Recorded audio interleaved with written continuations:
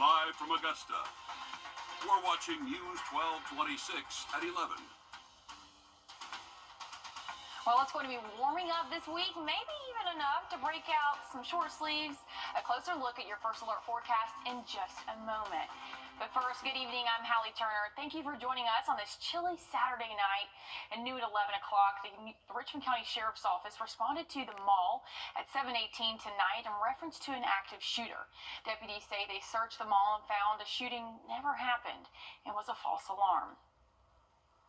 And over on Fort Eisenhower, officials say one person was shot and killed in an on-post housing, putting post on lockdown this morning just before 8 o'clock, while investigators tried to locate the active shooter. Major General Ryan Janovic told us today at the press conference the person they believe to be the shooter is in custody, and the Army Criminal Investigation Division is actively investigating along with state and federal law enforcement. The lockdown was lifted at 9:45. But post officials say this appears to be an isolated incident and there is no threat to the community. When we tried to ask specifics this afternoon, Major Janovic told us that due to the nature of the investigation, the information remains limited. But their priority on post right now are the soldiers and their families. Our focus at this time is providing support to the victim's family and assistance to anyone impacted by this tragedy. The safety and well-being of our communities, of our soldiers and their families, remains my top priority. Currently on the installation, I'm marshaling resources that we have from our own hospital, from our own chaplaincy, from our own chains of command to make sure we understand those who may be impacted and provide that. If I find that I need external resources, I know that our community partners will apply those as we ask for them. And right now, they are not releasing the names of the shooter and the victim. All of this happening just before the planned Fort Eisenhower Army-Navy Football Challenge. That event, along with several others, have been canceled. And Georgia Congressman Rick Allen released a statement today on Facebook saying, quote, "My office and I are seeking additional answers on today's tragic events that unfolded at Fort Eisenhower, and we're praying for the victim's family and all of those impacted." Well, taking a look today at our conditions currently have cooled off significantly. We saw high temperatures this afternoon in the lower 60s, and now we're right around that 50-degree mark all across the CSRA. And it's a little bit windy out there as well, so might make it feel a little bit cooler out there if you have any late night plans for you. But hey, tomorrow morning we're going to be cooling off into those 40s for us. That's going to be our overnight low for the start of your Sunday, and then we'll warm up slowly but surely throughout the afternoon. I think we'll get into those middle 50s for us, so a mild day for us for our Sunday. But once we go throughout the work week, temperatures will start to rise, and we'll actually see the 70s by the middle of the week, Hallie. But I'll have a full forecast for you coming up soon. Thanks, Em. The Grovetown Police Department is asking for your help to find a missing 13-year-old. Officials say Leah Freeman was last seen Friday afternoon wearing a gray hoodie, jeans, near the apartment on Arbor Creek Drive. She has long black and blue dreadlocks, and anyone with the information can call the Grovetown Police Department.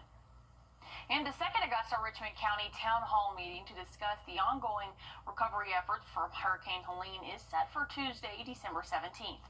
There is a third meeting set for Wednesday, December 18th, and Mayor Garnett Johnson will be again at that Tuesday's meeting on Diamond Lakes Community Center from 6 to 7:30. If you can't make it, it will be streamed, and Wednesday's meeting will be from 5 to 8 at the Linda Beasley Room in the Augusta Municipal Building. And for weeks, people across New Jersey and nearby states have reported seeing drone-like objects flying low in the sky at night. More than half a million drones are registered for commercial and recreational use in this country, and Ali Bauman reports on new demands for answers. Just 11 days away from Christmas Day, and the Christmas spirit is growing at Hopeland's Gardens. The Festive Light Show is a free event where you can see more than 100,000 lights around the park. It runs through the 23rd this month, every night from 6 to 9:30. You can even buy s'mores to roast over the fire. After the devastation of Hurricane Helene, leaders say having a place like this is a benefit to the community. I think it's important to show the community that even though we had this horrible event that happened that destroyed many people's homes and the roads, that we have been able to come together and have this incredible Christmas event that everyone looks forward to and enjoys. Now here's a reminder that some refreshments are free, but s'mores, like the ones you see on your screen, cost about $5. Money raised goes to the Overflow Foundation, helping adults living with mental health challenges. And over at SRP Park this morning was Augie's 11th holiday buzzer.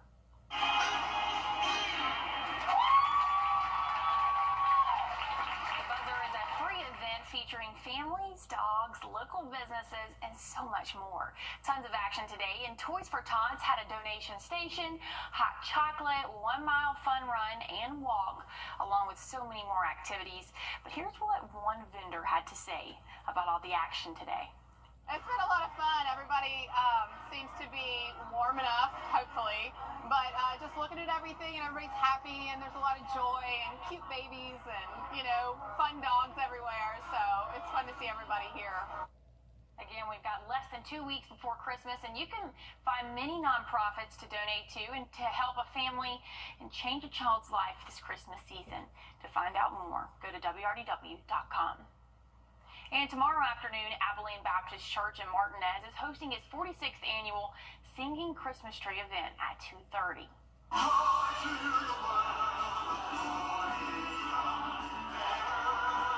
And those voices that you hear singing are in the tree. The 28-foot Christmas tree features nearly 200 singers, cast members, and musicians. Listen to what the pastor had to say about their long-running tradition. We say every year that this is our way of giving back to the community and really setting the stage for the season and kicking off Christmas in the CSRA. If you go, leaders are asking you to bring a new and unwrapped toy for the Toys for Tots donation.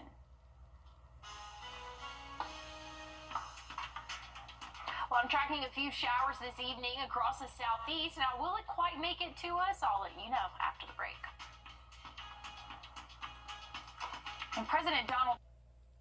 When you dig deeper, because getting to the truth is what matters. When trust is earned every day. When being behind the desk just isn't enough. When you know there are problems, but look for those finding solutions. When you're trained to track and sound the first alert and know exactly who is relying on you. That is trusted. That is local. That is News 12. Proud to be recognized with a National Edward R. Murrow Award for overall excellence. Proud to be on your side. Hi friends, this is Will Dye. Well, we're sitting right at 50 degrees right now. We'll drop a few more before we hit the start for our Sunday, but we have a warm week coming up, but a cold Christmas. I'll check on your full forecast coming up. Come see us at Furniture Mart. Get to Macy's one-day sale for great deals on gifts. Fine jewelry and beauty sets? Got 'em. Warm, cozy sweaters? Check. And the best night-in ever? Right here. Even better, everybody gets $10 Macy's money for every $50 spent.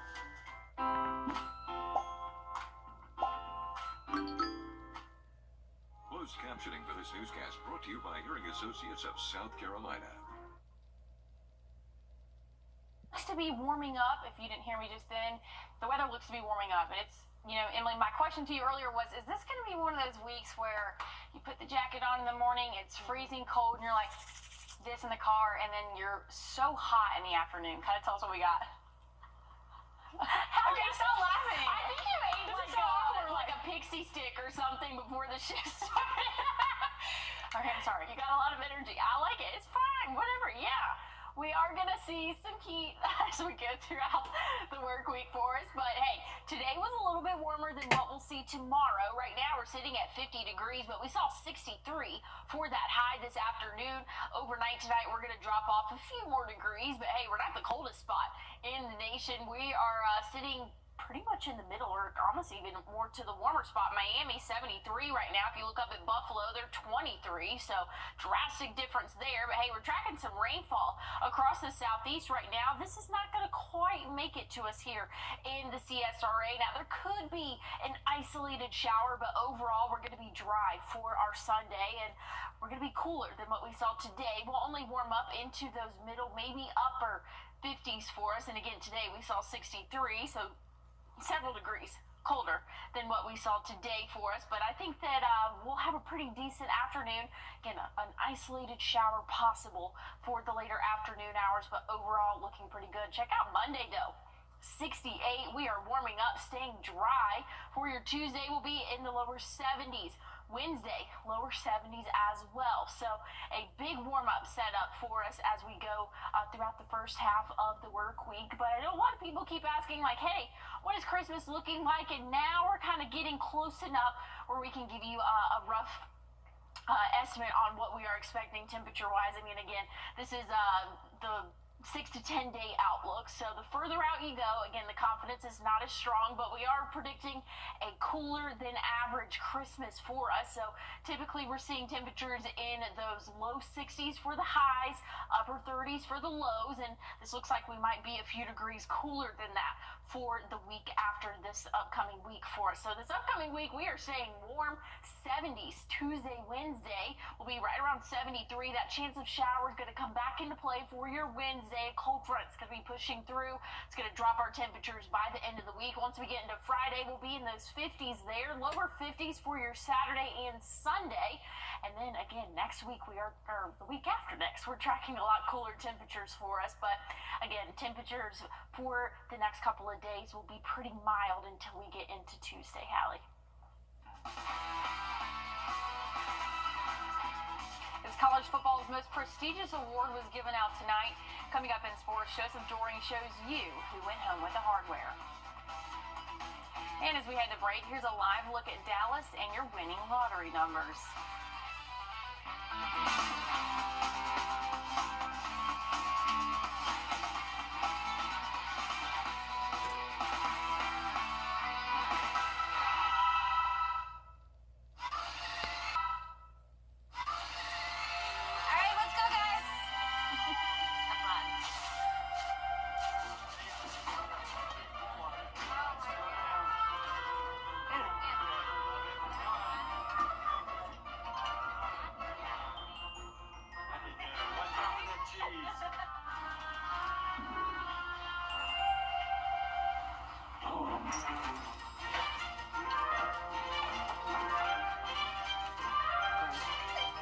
Yeah, it's a Christmas tree, huh? Yeah.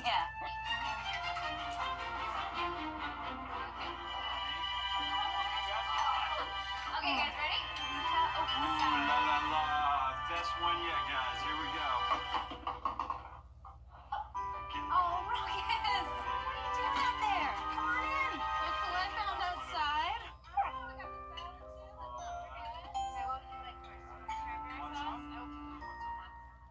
Beverage outlet, the CSRA.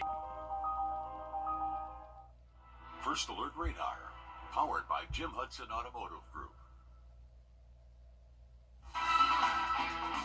On your sideline. The final game of the girls' varsity flag football season is on the horizon, and the Greenbrier Wolfpack are hoping to go back-to-back for the first time in the program's young history. They've lost just one game in the last 15 months, with no intention of coming short. 20-1 this year and 39-1 since week 1 of last year. The Greenbrier girls varsity flag football team has dominated on their run to a second straight title appearance. It's been certainly no little feat, even just to get through our area. You know, all the teams around here have had a good playoff run, and being able to get through our area unscathed is very tough. Coach Daniel Jordan's team getting one final practice in at the Wolf Den Saturday morning ahead of the biggest game in their careers. I trust my team. I trust my teammates. I know they're going to do what they need to do, and as long as we come together and do that together, I think we'll be fine. I trust my teammates to, do what they're supposed to do, and they trust me, so it's really cool. The program has only been around since 2020 and has now been to the state championship twice. Monday, they'll take on North Oconee with a shot to make even more history on the line.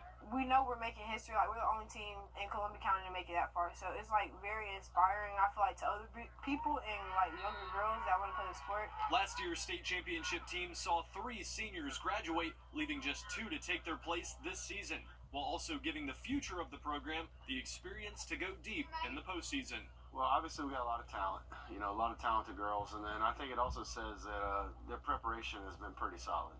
A lot of our success has to do before we get to game day. Greenbrier will host a send-off outside of the high school Sunday at 1:45.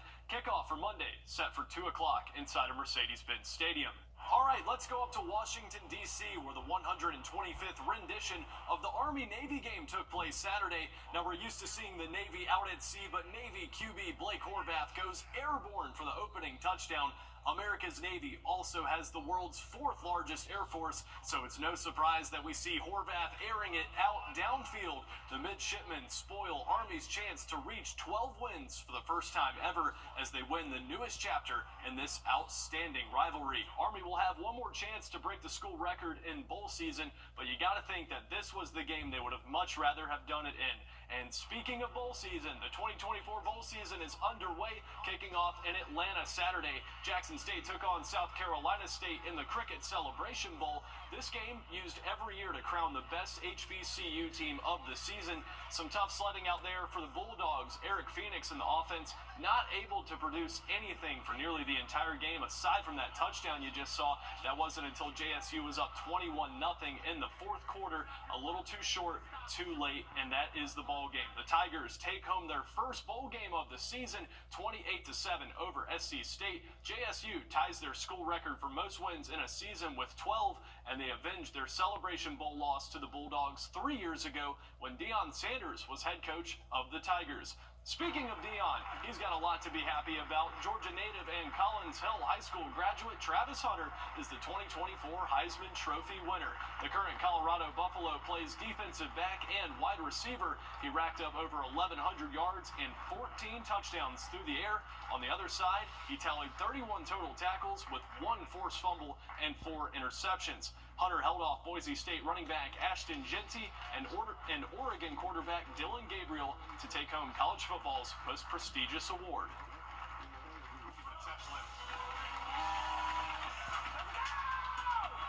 Well, we're looking at rainfall totals today. You're not going to see any, but hey, we have a small chance of showers for your Sunday. Looking dry for the start of the work week and a lot warmer, but I'll have a full check on your forecast coming up.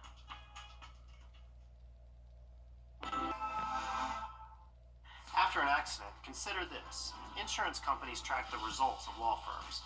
They know which ones ignore lowball offers and file lawsuits, and which ones have never seen the inside of a courtroom. If your lawyer has a reputation for settling cheap, what kind of offer do you think you'll get? I'm Austin Jackson. At my law firm, insurance companies respect us because we stand up for our clients. Injured? Call Austin Jackson, the Augusta guy. 706-724-7224. This is the latest system we're watching heading straight towards the southeast. Expect to see heavy showers and thunderstorms. And we've issued a first alert for all of our counties here in the CSRA, and that's for the chance of strong. We are tracking a strong line of thunderstorms heading directly towards central Georgia. You can see right here, no one being spared from this first alert for today. You do have to the First Alert Radar Network. All the sweeps are working here, keeping every neighborhood covered.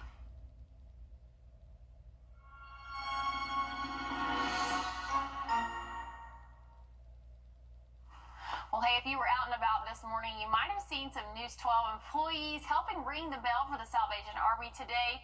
You just saw Riley there. We've got Zayna, Taylor, and Nick.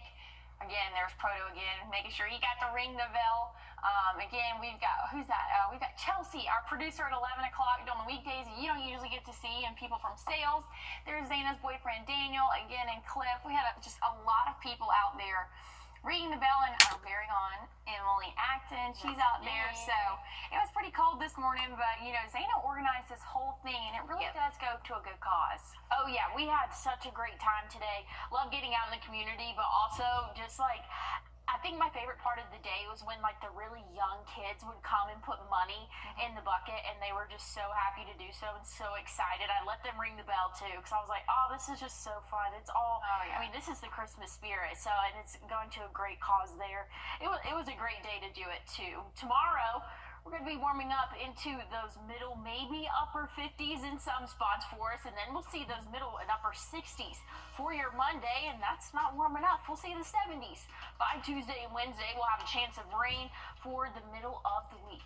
Well, hey, that's our time. Thank you for yours. We'll see you right back here tomorrow on News 12 at 6 o'clock. See you soon. The lottery isn't about jackpot winners.